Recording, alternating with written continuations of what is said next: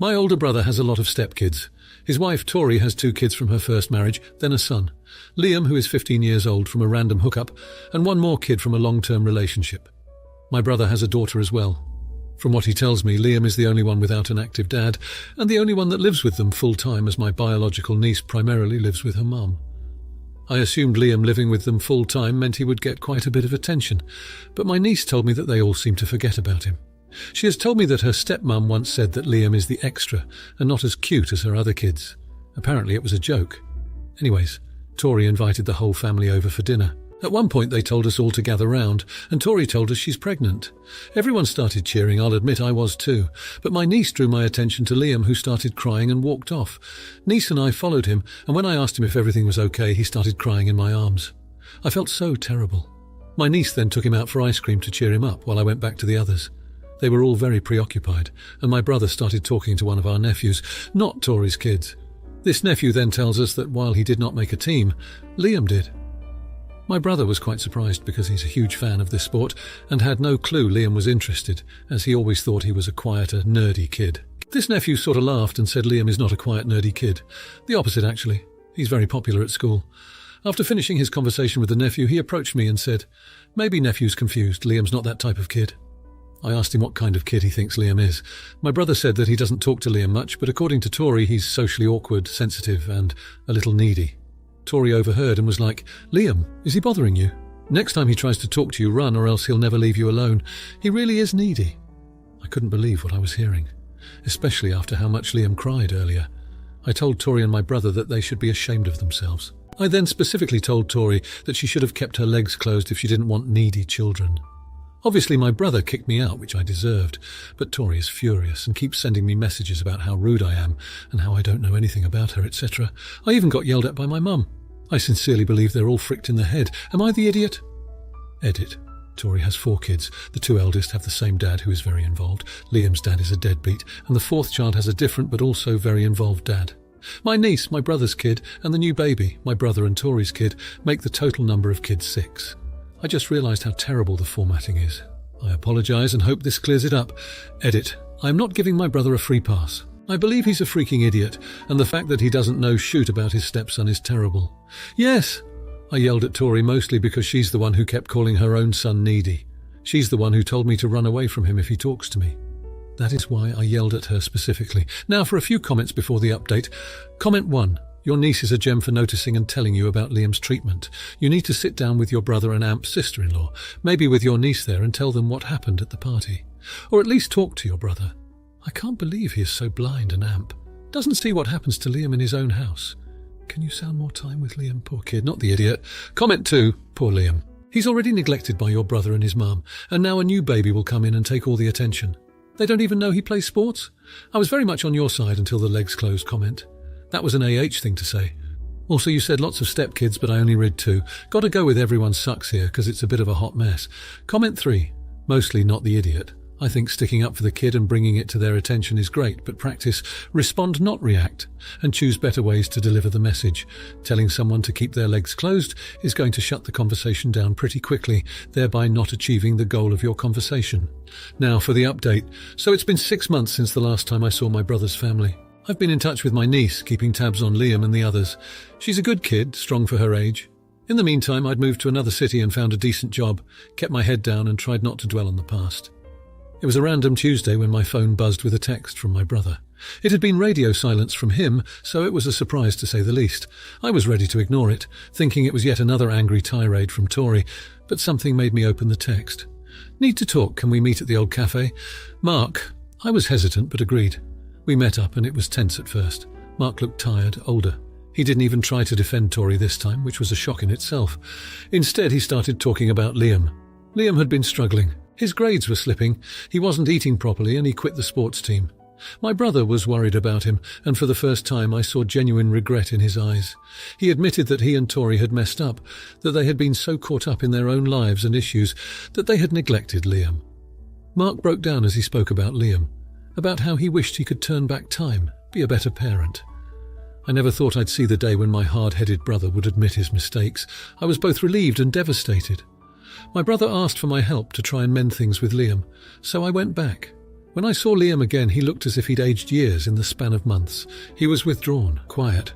But when he saw me, he gave a small, tentative smile. We spent a lot of time together. I helped him with his schoolwork, took him out for ice cream, and we talked. Liam began to open up, one guarded word at a time. He spoke about his fears, his loneliness, and how he felt lost amidst all the new changes in his life. Things started to change after that. Mark and Tori started attending family therapy with Liam. They apologised to him, promised to do better, and they genuinely tried. They began supporting Liam, attending his school events, and made an effort to include him in all the family activities.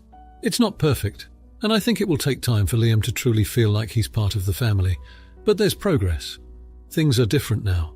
There's a sense of warmth and understanding that was missing before. Life's still messy, but it feels like we're finally heading in the right direction. As for me, I've decided to stick around for a while. I've grown closer to Liam, and he feels more like a nephew than ever before. I feel like I've a part to play in this family, and I want to help them through this journey. It's been a hard road, but I believe there's hope for us yet. In the end, family is about sticking together, even when things get complicated. And for Liam and for all of us, I think we're finally starting to understand that. Now for the comments. Comment 1. Not the idiot. You're doing what you can to help mend a family rift, and that's commendable. The fact that Mark and Tori are open to therapy and have acknowledged their mistakes shows that they're serious about making changes and bettering their relationship with Liam. However, this is their responsibility and not yours. Going forward, make sure that they understand you're there to support them, but the heavy lifting is on them. They need to make the effort to have regular, open and honest discussions with Liam and not just rely on you to bridge the gap. Comment 2. Not the idiot, but tread carefully. You're essentially stepping into a parental role here, and while your intentions are good, you need to remember that you're not Liam's parent. It's great that you're willing to listen to him and offer support, but make sure you're not overstepping or enabling Mark and Tori to continue neglecting their responsibilities as parents. Liam needs to see that his parents are making an active effort to improve their relationship with him. As an aunt-uncle, you can provide additional support, but the primary role should be played by his parents. Comment 3. Not the idiot, but this is a delicate situation, and it's important to establish boundaries. It's clear that you care deeply for your family and want to see them heal, but remember that you can't be the only solution to their problems. It's positive that Mark and Tori are seeking therapy, but they also need to put in the work outside of those sessions. Encourage them to spend quality time with Liam, to listen to his needs and feelings, and to take actionable steps based on what they learn. Your role should be one of support, not to take on the responsibilities of their parental duties. Now, for the next story. I really dislike this woman, so I'm wondering if I should apologise. My brother got married a few years ago to Shelley. She's the type of person who will say something rude, and then when someone points it out, she tells everyone it is true, so what's the harm? My mother despised her and actually opts out of most events just to avoid her. I moved back home about a year ago, and at the time I thought people were just being rude to her, or overblowing the things she says. I was wrong. My first proper introduction to her, she told me my outfit looked bad on me and it wasn't hiding my stomach. I give a present to a birthday party and she tells me I'm cheap. I got a bubble gun for a 5-year-old. He loved it. This goes on and on. I talked to my brother and he told me she is autistic and she can't help it. I then talked to her and I told her I won't put up with her being rude. Now it's my son's 3rd birthday and I invite the family. I wouldn't have invited her, but I don't want to cause waves. She made a comment about my house decor. I told her it was rude and to knock it off. I lost it when I gave my son a piece of cake. She made the comment that I shouldn't give him any since he looks fat. I told her to apologise and she told me it was the truth. I told her that she's overweight, that if she took more care of herself she wouldn't be fat, that this was the truth, and she is rotten on the inside and her looks are just as bad. She ended up crying and leaving. My brother is pissed, and I was called some fun names. Everyone is torn if I should apologise or not. Now for a few comments before the update. Comment 1. So I continue to be annoyed by the rude person excused because they are autistic and cannot help it. These factors have low correlation, and rudeness is something most ASD people can avoid. Exceptions for those who are unable to function in society at all. But tactless comments made by someone who with 30 seconds of conversation you can tell does not grasp the concept of rudeness, doesn't feel the same, so barely classes as rude. The truth is likely to be that she is rude because nobody has ever corrected this behaviour. Parents probably did not correct it in childhood because parenting someone with autism can be hard and requires a more attentive and reasoned approach. She now has an object lesson in both what happens when she is rude and what someone being rude feels like to the injured party. Your response was directly proportional. Just because other people don't want to rock the boat does not mean you have to stand for and allow your child to accept abuse. Your comment would never have been made had your guest not already made several rude comments. The blame lies with your guest, not the idiot, and also good learning moment for all concerned. Comment 2. I might get some flack for this, but not the idiot. If she truly lives by the mantra, well, it's true, then she should learn to eat her words. Why is it okay for her to act this way to literally everyone around her, but the second it's thrown back at her, you're the bad guy? She called your son fat, stating it's the truth. You responded that she's also fat, which is probably the truth. Don't dish it if you can't take it, IMO. Time and a place and it being the truth doesn't make it okay. This really feels like a "I'm brutally honest, just deal with it" kind of cop-out to act erroneously like an unfettered jerk, which is not an excuse. I'm also autistic and struggle with social cues, but I still know when it's okay and when it's not, to give unfiltered honesty. A tilde 5-year-old's tilde child's birthday party ain't it. Giving an unprompted, brutally honest opinion on someone else's home decor is also not it. And it almost feels humiliating to find out you've been rude or offensive without meaning to. Anyone with autism I know, myself included, goes out of their way to make sure it doesn't happen again. Comment 3. Yeah, the thing about being autistic is that it is not an excuse for being rude. It's not a surprise to her when you point out she is rude. She is not confused to the how and why when you point out she is rude. She is not making attempts to correct her behaviour when you point out she is rude, which just makes her a jerk, and you not one for giving her her own medicine. Not the idiot. Who TF goes to a kiddie birthday party and calls a 3YO fat? Now for the update. So, in a plot twist nobody saw coming, Shelley has left my brother. Yep, you read that right. It turns out that my outburst was the straw that broke the camel's back. She hasn't been happy for a while, and my words, harsh as they were, ended up being a catalyst for her to reassess her life. I mean, I didn't think it was that bad, but apparently it hit a nerve. Anyway, she's now living with her parents, and my brother is between shocked, devastated, and really confused at this point. He blamed me at first, which was not surprising. But then, as he began to digest everything, he started to see that maybe Shelley's behaviour wasn't that great after all. Here's where it gets wild. They have a prenup. And not just any prenup, but a prenup that basically left my brother with next to nothing if they ever divorced. He was blindsided. I mean, who thinks they're going to get divorced after less than a year of marriage? Apparently Shelley did. My parents are furious and devastated. My father, who never liked Shelley to begin with, is simmering on a low boil, and my mother is inconsolable. They feel guilty for not being more supportive when I confronted Shelley. They're blaming themselves for the whole mess. But here's the weirdest part. I ran into Shelley at the grocery store. It was awkward to say the least. She looked different, more relaxed, happier even. She thanked me, said I helped her realise that she was settling for a life she didn't actually want. I didn't really know what to say to that. I'm still not sure how I feel about the whole thing. I mean, I'm glad she's not making everyone miserable anymore. But I feel awful for my brother. He really loved her, you know. It's just, well, it's a mess. Anyway, that's the latest instalment in the Shelley saga. I'll keep you all posted if anything else happens. Now, for the comments. Comment 1. Not the idiot. It's always a difficult situation when you're stuck in the middle of family drama. But ultimately, you didn't cause this. Shelley made her own decision to leave, and based on what you've said, it sounds like it was her choice to sign a prenup that left her with little in case of divorce. It's unfortunate that your brother is shocked and devastated, but it doesn't sound like you directly contributed to that. It's understandable to feel conflicted, but remember that everyone involved is an adult, and they're responsible for their own actions and reactions. Comment 2.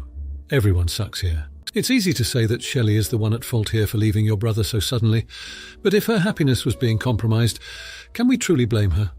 A relationship is a two-way street, and your brother probably played a part in the deterioration of their marriage as well. Your parents shouldn't be blaming themselves either. It's not their place to interfere in their adult children's relationships. While it's kind of you to feel sympathy for your brother, I think everyone needs to take a step back and reassess where they might have gone wrong, instead of pointing fingers. Comment 3. No idiots here. This is a tough situation for everyone involved, but it's important to remember that people are allowed to leave relationships that aren't making them happy. Shelley has a right to seek happiness, and it's not fair to blame her for wanting a better life. Your brother is also allowed to feel hurt and betrayed. Those are valid feelings given the circumstances. Your parents are understandably upset as well, but they couldn't have predicted or prevented this. You're not the jerk for feeling relieved that Shelley is happier now, even if it's at the expense of your brother's happiness. It's a tough situation, but it doesn't make anyone a jerk. Now for the next story. I was picking up my 2-year-old son from daycare, which is in a commercial building that also has a doctor's office. When I was strapping my son in his car seat in the parking lot, a clearly pregnant woman approached me and got quite close to where I was standing, like 2 feet from my open car door where I was bent over to buckle my son in. She asked for help with her Uber and said she doesn't speak English fluently. I spoke with the Uber driver on speaker, and he was at another branch of the doctor's office in another town, and he advised us to cancel and book another Uber. I offered to do this for her and cancelled her ride and typed the correct address into the app for her, but she kept deleting the address and then handing me the phone again. I told her I was putting the address in correctly for her, but she continued to delete the address. I felt like I couldn't do much more for her at that point and said a few more times she needs to enter the correct address into the app. There was a clear language barrier. I only speak English and am average at Spanish, and her phone had Farsi letters on it which, other than recognizing them, I have no knowledge of. I started to leave and she kept asking me to stay and help her. I told her I needed to get home and that she wasn't allowing me to help her. She got very snippy towards me as I got in my car and left. I felt bad because she was pregnant and seemed distressed about getting home, but I felt like we were at a stalemate in what I could do for her, and I was also uncomfortable with how close she approached me initially, that I was with my young son, and that she kept deleting the address when I typed it in. Am I the idiot? Now for a few comments before the update. Comment 1. This is sus. In the US doctor's offices close at 5 p.m, unless it's an urgent care. I assume it wasn't 9 a.m. when you picked your kid up. Second, if she speaks a different language, you can set your phone up to be in a different language. I highly doubt somebody who speaks English knows the word fluently. It was a scam. She kept deleting the address on purpose. Scammers target people who are alone, especially if they have a small child. The mum's instinct will be to protect the child first, and scammers know a woman will hand over everything before she lets somebody harm her kid. Comment 2. Not the idiot. Hopefully she found someone else who was able to help her. Clearly you had a communication problem. My paranoid side says she was keeping you there for a carjacking. Or maybe she just wanted a lift to some out-of-the-way place.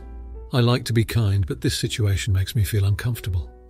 Comment 3. Not the idiot. Pregnant or not, she was still a stranger, and I believe in trusting your instincts. You tried several times to help to no avail.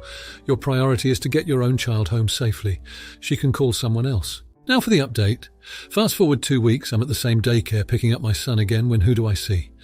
That's right, the pregnant woman from before. She's visibly distressed, again, but this time she comes over to me with a big smile. Turns out she's been taking English classes and has improved dramatically. She thanks me for the help I'd attempted to give her, apologizes for the confusion, and then pulls out a photo of her family back home. Here's where things get interesting. She explains that her husband works overseas and she's here alone with only her broken English to survive. She's been struggling with technology and understood very little about how Uber works. That's why she kept deleting the address. She wasn't trying to be difficult, she just didn't understand what she was doing. But the real jaw-dropper, she tells me that the day I tried to help her, she was actually going into labour. She was trying to get to the hospital, and because of her limited language skills and unfamiliarity with Uber, she couldn't communicate this to me. The good news is, she did make it to the hospital in time, thanks to a kind stranger who saw her distress and called an ambulance. She gave birth to a healthy baby girl, who she decided to name after the stranger who helped her when I couldn't. And while I was relieved to hear that everything turned out okay, the part of her story that hit me the hardest was when she said she didn't blame me for walking away that day. She just wanted to thank me for trying to help, despite the language barrier. She ended up inviting me to meet her daughter and even teach her some English. I couldn't believe it. It was a humbling moment, and reminded me that sometimes, even when we think we've failed, our attempts to help can mean the world to someone. Now for the comments. Comment 1. Not the idiot. Your intentions were commendable, and the fact that you went out of your way to help a distressed stranger despite the language barrier is admirable. It's unfortunate that you weren't able to fully understand the situation at that moment, but that doesn't make you the jerk. Miscommunication is common, especially in situations involving different languages. Had you not stepped in, who knows how long the woman would have remained in her distressful state. Your actions may not have directly led to the resolution of her problem, but they may have triggered the sequence of events that did. Moreover, the woman's gratitude shows how much she appreciated your efforts. I believe you've learned a valuable lesson about the power of empathy, and your story is a reminder that sometimes it's the effort to help that matters the most. Comment 2. Not the idiot, but this situation highlights the importance of learning some basic sign language or having a translation app handy. It's clear you were trying to help and were doing the best you could in a difficult situation. It's not your fault that you couldn't understand her situation entirely. However, this situation could have turned out differently if there was a way to overcome the language barrier. Regardless, the fact that you tried to help even with the difficulties shows your character. The woman came back to thank you, which means your efforts were acknowledged and appreciated. This shows the ripple effect of kindness and how even small actions can have a significant impact on someone's life. Comment 3. Not the idiot. The fact that you stepped in to assist a stranger in distress, even though you were unable to fully understand what she needed due to the language barrier, shows your willingness to help others. It's easy to dismiss someone else's distress, especially when there's a language barrier, but you didn't. This situation underscores the importance of universal gestures of distress and the need for better communication tools in public spaces to help in such situations. The woman's gratitude and her request for you to help teach her daughter English is a testament to the impact you made that day. This story serves as a reminder that it's not always about the end result, but the intention and the effort that truly counts.